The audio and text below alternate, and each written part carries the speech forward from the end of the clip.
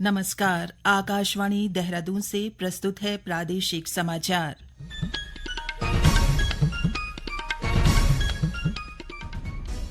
पहले मुख्य समाचार।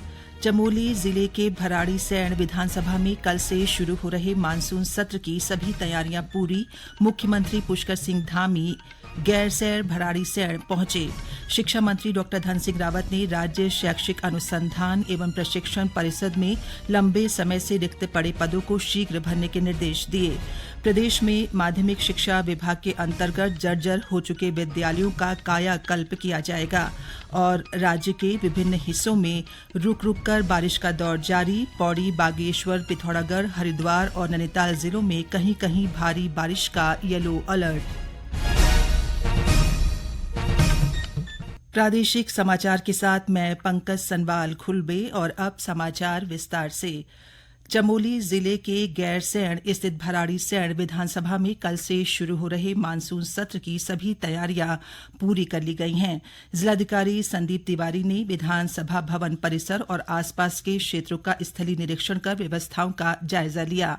उन्होंने कहा कि मानसून सत्र के सुचारू संचालन के लिए सभी विभागों को जिम्मेदारी सौंपी गई है और समन्वय के साथ कार्य करने के निर्देश दिए गए हैं। सुरक्षा व्यवस्था को लेकर विशेष सतर्कता बरती गई है और विधानसभा परिसर व मार्गों पर जगह जगह बैरिकेडिंग लगाई गई है। पुलिस बल के साथ ही पीएसी के जवान भी तैनात किए जा रहे हैं। इसके अलावा संवेदनशील स्थानों पर सीसीटीवी कैमरे लगाए गए हैं ताकि सुरक्षा व्यवस्था और सुदृढ़ हो सके। यातायात व्यवस्था को देखते हुए सड़कों की मरम्मत और सफाई कार्य पूरे कर लिए गए हैं। विधानसभा परिसर और आसपास के क्षेत्रों में बिजली आपूर्ति, पेयजल, स्वास्थ्य सेवाएं सहित अन्य सभी आवश्यक सुविधाओं को भी दुरुस्त किया गया है। जिला प्रशासन के अनुसार मानसून सत्र के दौरान किसी भी प्रकार की असुविधा न हो, इसके लिए सभी व्यवस्थाओं की लगातार निगरानी की जा रही है। इस बीच मुख्यमंत्री पुष्कर सिंह धामी विधानसभा सत्र में भाग लेने के लिए आज गैरसैंण भराड़ीसैंण पहुंचे। शिक्षा मंत्री डॉ धन सिंह रावत ने आज देहरादून में विद्यालयी शिक्षा विभाग की समीक्षा बैठक ली। बैठक में उन्होंने राज्य शैक्षिक अनुसंधान एवं प्रशिक्षण परिषद SCERT की नियमावली पर विभागीय अधिकारियों से विस्तृत चर्चा कर आवश्यक दिशा निर्देश दिए। उन्होंने SCERT में लंबे समय से रिक्त पड़े पदों को शीघ्र भरने के भी निर्देश दिए ताकि शिक्षा व्यवस्था और अधिक सुदृढ़ एवं प्रभावी हो सके। डॉ रावत ने कहा कि राज्य सरकार शिक्षा की गुणवत्ता में सुधार कर शिक्षकों को बेहतर प्रशिक्षण और संसाधन उपलब्ध कराने के लिए प्रतिबद्ध है ताकि विद्यार्थियों को उच्च स्तरीय शिक्षा मिल सके और उनका सर्वांगीण विकास हो सके। महाराष्ट्र के राज्यपाल CP राधाकृष्णन उपराष्ट्रपति चुनाव के लिए राष्ट्रीय जनतांत्रिक गठबंधन के प्रत्याशी होंगे। भारतीय जनता पार्टी अध्यक्ष जगत प्रकाश नड्डा ने कल नई दिल्ली के पार्टी मुख्यालय में भाजपा संसदीय बोर्ड की बैठक के बाद इसकी घोषणा की। श्री नड्डा ने कहा कि गठबंधन के सभी सहयोगियों ने इस निर्णय का समर्थन किया है। उन्होंने कहा कि भाजपा का उद्देश्य सभी दलों के साथ समन्वय स्थापित कर उपराष्ट्रपति चुनाव सर्वसम्मति से कराना है। प्रधानमंत्री नरेंद्र मोदी ने राष्ट्रीय जनतांत्रिक गठबंधन के इस फैसले का स्वागत किया है। प्रधानमंत्री ने एक सोशल मीडिया पोस्ट में कहा कि श्री राधाकृष्णन ने सार्वजनिक सेवा के लंबे दौर में अपनी विनम्रता, बुद्धिमत्ता और समर्पण से अलग पहचान बनाई है। विभिन्न पदों पर रहते हुए उन्होंने हमेशा जनसेवा और समाज के वंचित वर्गों के सशक्तिकरण पर ध्यान दिया। प्रधानमंत्री ने विश्वास व्यक्त किया कि श्री राधाकृष्णन एक सशक्त और प्रेरक उपराष्ट्रपति होंगे। सूचना और प्रसारण मंत्री अश्विनी वैष्णव ने भी श्री राधाकृष्णन को उपराष्ट्रपति पद के लिए NDA उम्मीदवार मनोनीत किए जाने पर बधाई दी है। चंपावत जिले के लोहाघाट नगर में जिले का पहला स्लॉटर हाउस बन रहा है। जिला प्रशासन द्वारा नगर पालिका के माध्यम से इस स्लॉटर हाउस का निर्माण कराया जा रहा है, जिससे भविष्य में खुले में पशुओं का वध नहीं हो सकेगा। नगर पालिका लोहाघाट के अधिशासी अधिकारी सौरभ नेगी ने बताया कि लोगों की मांग पर स्वच्छता को देखते हुए नगर की मीट मंडी के पास 22 लाख रुपए की लागत से स्लॉटर हाउस का निर्माण किया जा रहा है। उन्होंने बताया कि निर्माण के बाद कचरा निस्तारण यूनिट बनाने का कार्य भी प्रस्तावित है। क्षेत्र में पशुओं की जो है एक साइंटिफिक रूप से उनको विस्तारित करने के लिए और उनसे जो निकलने वाला गंध है उसको अच्छे तरीके से जो है ट्रीट करने के लिए एक स्लॉटर हाउस बनाया जा रहा है, जिसकी लागत लगभग 22 लाख रुपए है और ये मीट मंडी के पीछे बनाया जा रहा है। कैलाश मानसरोवर की यात्रा पूरी कर श्रद्धालुओं का चौथा दल ने भारतीय सीमा में प्रवेश किया। भारतीय तिब्बत सीमा पुलिस के जवानों ने पिथौरागढ़ में लिपू लेक दर्रे पर यात्रियों का स्वागत किया। सड़क मार्ग की अनुकूल स्थिति को देखते हुए धारचूला में तीर्थ यात्रियों के लिए आवश्यक व्यवस्थाएं सुनिश्चित की गई हैं। जिलाधिकारी विनोद गोस्वामी ने बताया कि यात्रियों की सुरक्षा को लेकर विशेष सतर्कता अपनाई जा रही है और तीर्थ यात्रियों के लिए सभी व्यवस्थाएं की गई हैं। ये समाचार आकाशवाणी के देहरादून केंद्र से प्रसारित किए जा रहे हैं। ताजा समाचार के लिए आप हमारे सोशल मीडिया एक्स व Facebook page Akashvani news Uttarakhand को फॉलो कर सकते हैं। साथ ही ये समाचार हमारे YouTube channel Akashvani news Uttarakhand पर भी उपलब्ध हैं। प्रदेश में माध्यमिक शिक्षा विभाग के अंतर्गत जर्जर हो चुके विद्यालयों का कायाकल्प किया जाएगा। इसके लिए विभागीय स्तर पर जिलावार क्षतिग्रस्त विद्यालयों को A, B, C और D श्रेणी में चिन्हित किया गया है।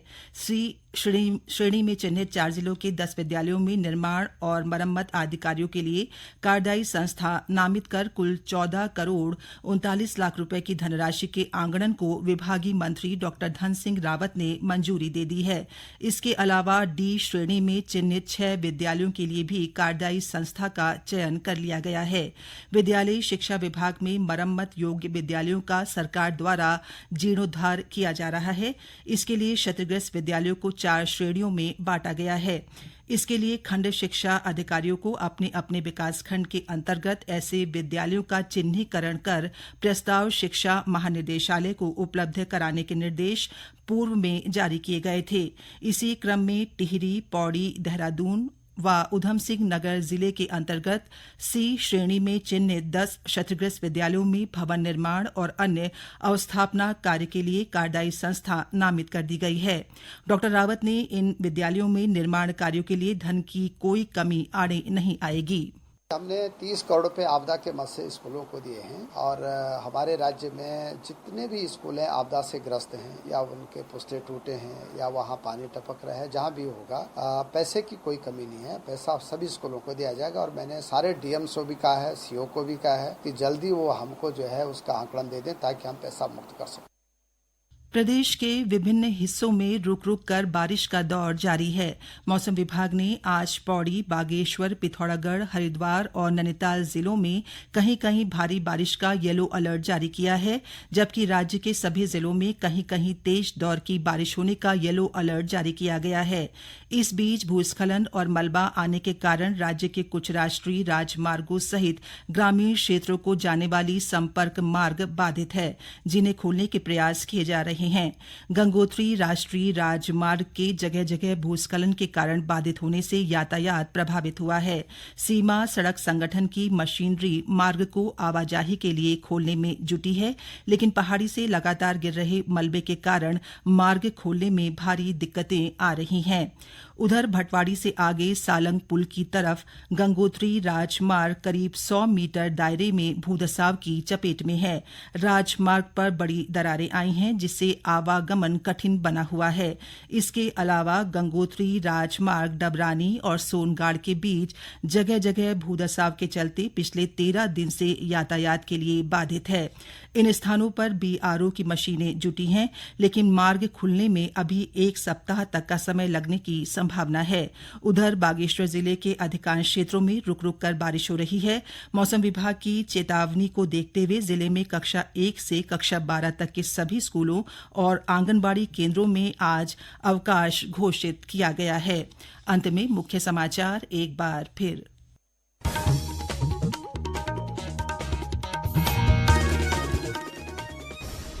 चमोली जिले के भराड़ीसैंण विधानसभा में कल से शुरू हो रहे मानसून सत्र की सभी तैयारियां पूरी। मुख्यमंत्री पुष्कर सिंह धामी गैरसैंण भराड़ीसैंण पहुंचे।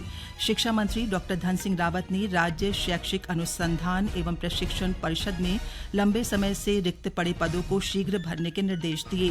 प्रदेश में माध्यमिक शिक्षा विभाग के अंतर्गत जर्जर हो चुके विद्यालयों का कायाकल्प किया जाएगा और राज्य के विभिन्न हिस्सों में रुक रुक कर बारिश का दौर जारी। पौड़ी, बागेश्वर, पिथौरागढ़, हरिद्वार और नैनीताल जिलों में कहीं कहीं भारी बारिश का येलो अलर्ट।